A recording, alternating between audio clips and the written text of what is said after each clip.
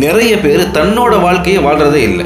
மற்றவங்க என்ன சொல்லுவாங்க, என்ன நினைப்பாங்கன்னு நினைச்சு மற்றவங்களுக்கு தோதுவாக வாழ்க்கையை வாழ்றாங்க. அடுத்தவனுக்கு பிடிச்சிருந்தா செய்யறதும், யாருக்கும் அது பிடிக்கலைன்னா நாம ஏன் இதை செய்யணும்னு சில நல்ல காரியங்களை கூட விட்டுடுறாங்க.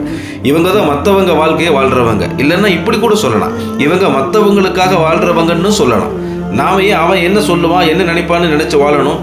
நம்ம வாழ்க்கையில் வர்ற கஷ்ட நஷ்டத்தை பற்றி அவனுக்கு கவலை இருக்குமா? இல்லை அவன் நமக்கு உதவி செய்வானா? நம்ம வாழ்க்கையை நாம தானுங்க வாழணும்.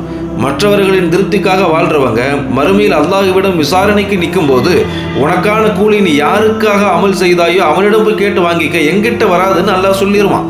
இதுதான் முகஸ்துதி வாழ்க்கைன்னு சொல்லுவாங்க. அல்லாஹ்விற்காக வேண்டி செய்ய வேண்டிய காரியங்களை மற்றவர்களின் திருப்திக்காகவோ மற்றவர்களிடம் நல்ல பெயர் வாங்கணுங்கிறதுக்காக வேண்டி செய்கிறவங்க சொர்க்கத்தின் வாடையை கூட நுகர மாட்டாங்க. இவர்களை மறுமையில் அல்லாஹ் கேவலப்படுத்துவான்னு ஸல்லல்லாஹு அலைஹி வஸல்லம் அவங்க சொன்னாங்க.